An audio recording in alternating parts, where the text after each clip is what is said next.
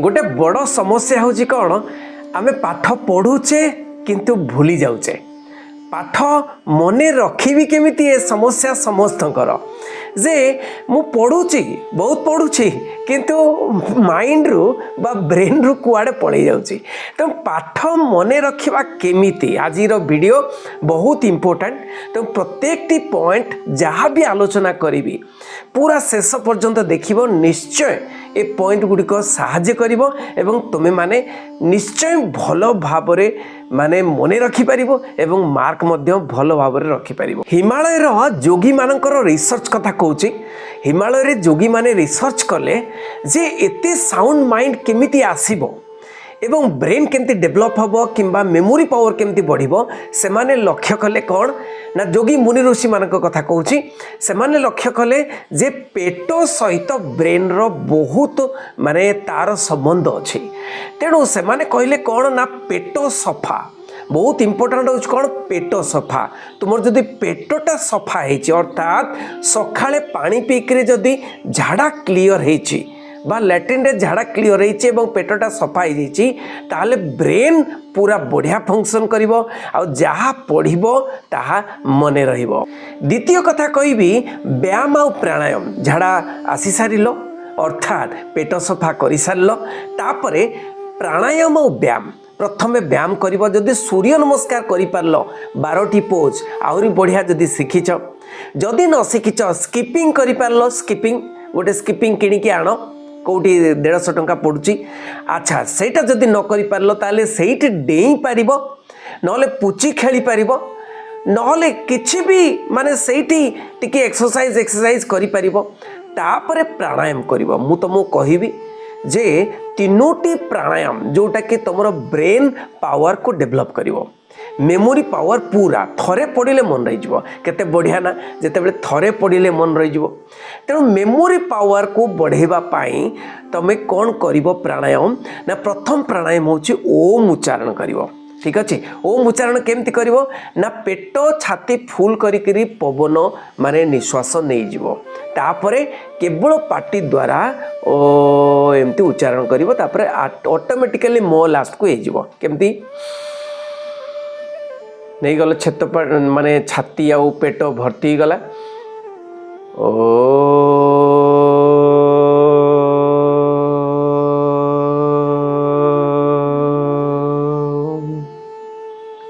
यही भाव में तुम कौन कर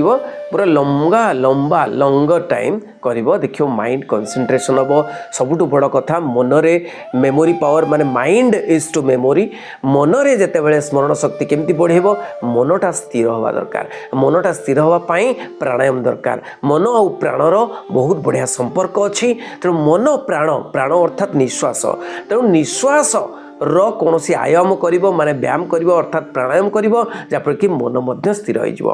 तापर नेक्स्ट होची कौन अनुलोम विलोम नाक पुड़ा टिके देखीदेव बाबा रामदेव शिखौछथि प्रत्येक सकाळ रे नहीं तेणु एमती बाम नाकर नेल निश्वास डाण नाकर छाड़ल जोड़ी छाड़िल सेठी नब तापर आरटा छाड़िल जोड़ी छाड़ल सेठी नब तापर आरटा छाड़िल ये केते समय 5 मिनिट करिवो किछि असुविधा नाही 9 थर ओम उच्चारण करिवो 5 मिनिट करिवो एटा आउ गोटे करिवो 5 मिनिट तुमको देखै दउछि कोटा ना सही 5 मिनिटा जोटा कि भ्रामरी प्राणायाम कहते ओके एमती कानटा को बंद कर दबो तापरे एठी रखिबो कपाळ रे तापरे एठी तापरे ओम उच्चारण करिवो सेमतिया भाव रे नाक बाटे छाड़िवो एटा निश्वास नब पाटी बाटे किसी व्यवहार नहीं आखि बंद रहिबो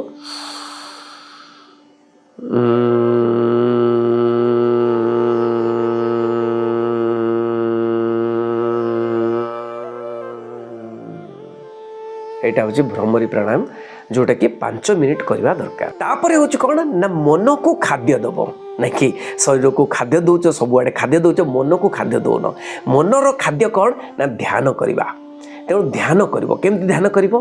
आखि बंद करिवो एवं तुमको जो निश्वास प्रश्वास चली से निश्वास प्रश्वास को मन दब मनटा को निश्वास प्रश्वास रे लगे दब जेमिति आखि बंद करके बसिली स्थिर रखिल नहीं शरीर को स्थिर रखिल शरीर को स्थिर रखला निश्वास प्रश्वास चली मनटा को निश्वास प्रश्वास लगेदेल मो जानते आसूची भीतर को मो जानते जाऊँगी ना नब ना छाड़ ऑटोमेटिकली चलती केवल मनटा को सेठी लगेदेव जिते निश्वास प्रश्वास शांत हम से मनटी शांत हो तो मनटा को खाद्य देले सीना तुमर मेमोरी पावर बा स्मरण शक्ति वृद्धि हम पढ़ा टेक्निक बहुत इंपोर्टेंट पढ़ा टेक्निक को मानि चल पढ़ा बेले डाहाण पटे गोटे खाता रखिथिबो टिके लेखुथुबो पढ़ुथुबो टिके लेखुथुबो गुणु गुणु होइकी पढ़ुथुबो आ पढ़िला बेले से जो पाठ सहित कथबार्ता टिके कर जेमती कथबार्ता कर जेमती कि इतिहास रे अशोक सहित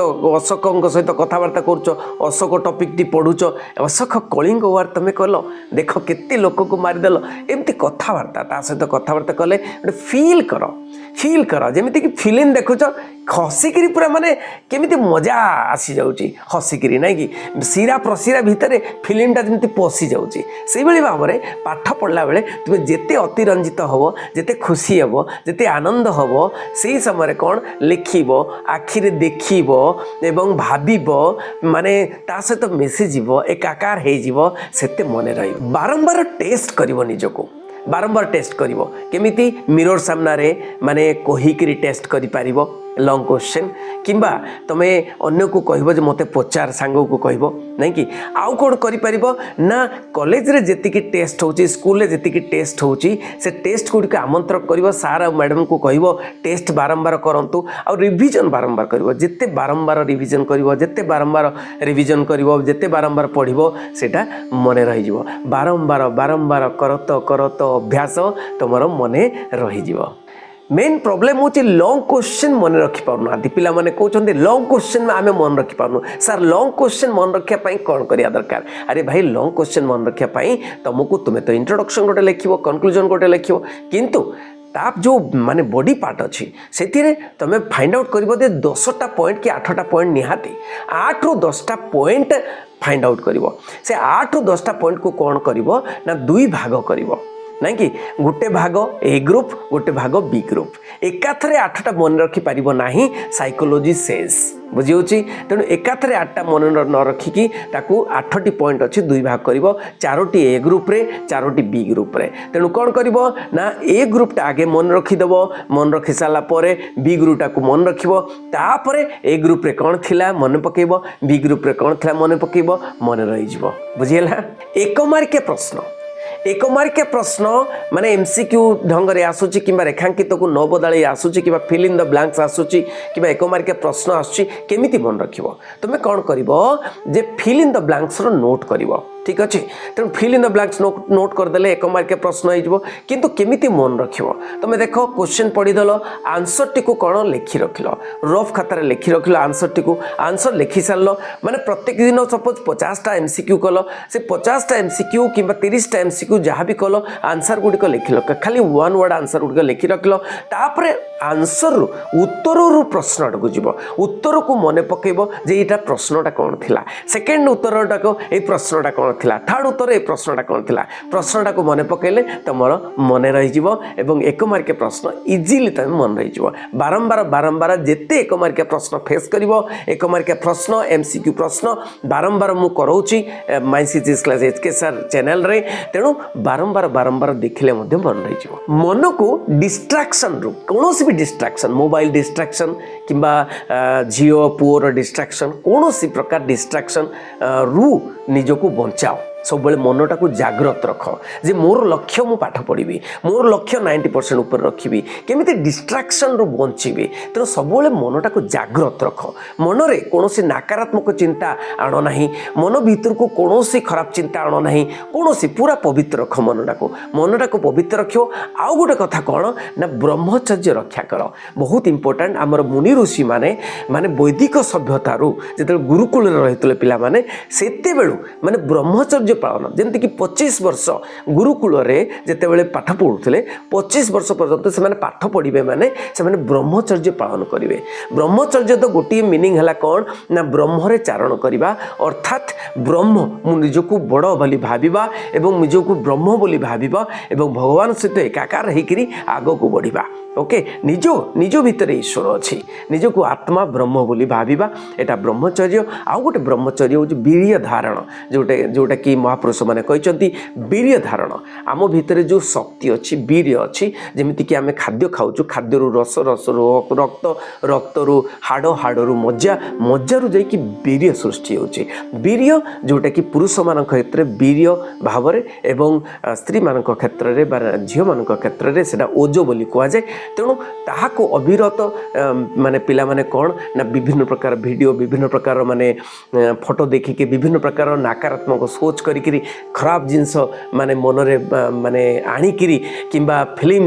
ଦେଖିକିରି ହିରୋ ହିରୋଇନ୍ର ସ୍ୱପ୍ନ ଦେଖିକିରି ସେମାନେ କ'ଣ କରନ୍ତି, ବୀର୍ୟକୁ ସ୍ଖଳନ କରନ୍ତି। ତେଣୁ ସେ ବୀର୍ୟକୁ ବା ଶକ୍ତିକୁ ଧାରଣ କରିବା ହେଉଛି ବ୍ରହ୍ମଚର୍ଯ୍ୟ, ଯାହାଫଳରେ କି ତୁମେ ପବିତ୍ର ରହିବ ଏବଂ ତୁମର ସ୍ମରଣ ଶକ୍ତି ବହୁତ ବଢ଼ିଯିବ। କୁହାଯାଏ ଯେ ବୀର୍ୟ ଶକ୍ତି ଆମର ପରିଶ୍ରାସ୍ତା ଝାଡ଼ା ରାସ୍ତା ଯେଉଁ ଅଛି ସେଇଥିରେ ଗାୟତ୍ରୀ ମା ବାସ କରନ୍ତି। ଆଉ ସେଇଠି ମାନେ ବୀର୍ୟ ଶକ୍ତି ଅଛି, ସେ ବୀର୍ୟ ଶକ୍ତି ଯେତେବେଳେ ଉର୍ଦ୍ଧ୍ୱରତା ହୁଏ ମାନେ ଉପରକୁ ଉଠେ ସ୍ମରଣ ଶକ୍ତି, ଯେଉଁଟାକି ସ୍ୱାମୀ ବିବେକାନନ୍ଦ କରିଥିଲେ, ତାହେଲେ ତୁମେ ଯଦି ବୀର୍ୟବାନ ହେବ, ତାହେଲେ ଶକ୍ତିବାନ ହେବ, ତାହେଲେ ମେମୋରି ପାୱାର ସ୍ମରଣ ଶକ୍ତି ମାନେ ଥରେ ପଢ଼ିଲେ ମନେ ରଖିଦେବ, ଯେମିତିକି ସ୍ୱାମୀ ବିବେକାନନ୍ଦର ହେଇଥିଲା। ଏବଂ ପରୀକ୍ଷା କଲେ ତୁମେ ବି ଜାଣିପାରିବ। ତେଣୁ 3 ମାସ, 4 ମାସ, 5 ମାସ, 6 ମାସ ଏବଂ ବର୍ଷେ ଏମିତି ବୀର୍ୟ ଧାରଣ କଲେ ତୁମେ ମାନେ ନିଶ୍ଚୟ ଯେମିତିକି ସ୍ଖଳନ ନ ହେବ, ନିଶ୍ଚୟ ତୁମେ ସ୍ମରଣ ଶକ୍ତି ବୃଦ୍ଧି ପାଇବ। ମନଟାକୁ ପବିତ୍ର କଲେ ଏବଂ ଆଗକୁ ବଢ଼ିଲେ ନିଶ୍ଚୟ ତୁମେ କ'ଣ କରିପାରିବ, ଈଶ୍ୱରଙ୍କ ସହିତ ରହିଲେ ତୁମେ ମାନେ ସ୍ମରଣ ଶକ୍ତି ବହୁତ ବୃଦ୍ଧି ପାଇବ। ଠିକ୍ ଅଛି। ତେଣୁ ଏଇ ପଏଣ୍ଟ ଗୁଡ଼ିକ ଯେଉଁଟା ଆଲୋଚନା କଲି ଭାବିବ ଯେ ବହୁତ ଇମ୍ପୋର୍ଟାଣ୍ଟ ପଏଣ୍ଟ, କାହିଁକିନା ସବୁଠାରୁ ସାର ବସ୍ତୁ ମୁଁ ତୁମକୁ କହିଲି। ତେଣୁ ଏଗୁଡ଼ିକୁ ମାନି ଚଳିଲେ ନିଶ୍ଚୟ ତୁମେ ଥରକରେ ପଢ଼ିଲେ ମନେ ରଖିଦେବ, ଏତେ ପଢ଼ିବା ଦରକାର ନାହିଁ। Thank you very much. ସମସ୍ତଙ୍କୁ ସେୟାର କରିବ। ମୂଲ୍ୟବାନ ହେଇଥିଲେ ଭିଡ଼ିଓଟି। ବନ୍ଦୀ ଉତ୍କଳ ଚ୍ୟାନେଲ।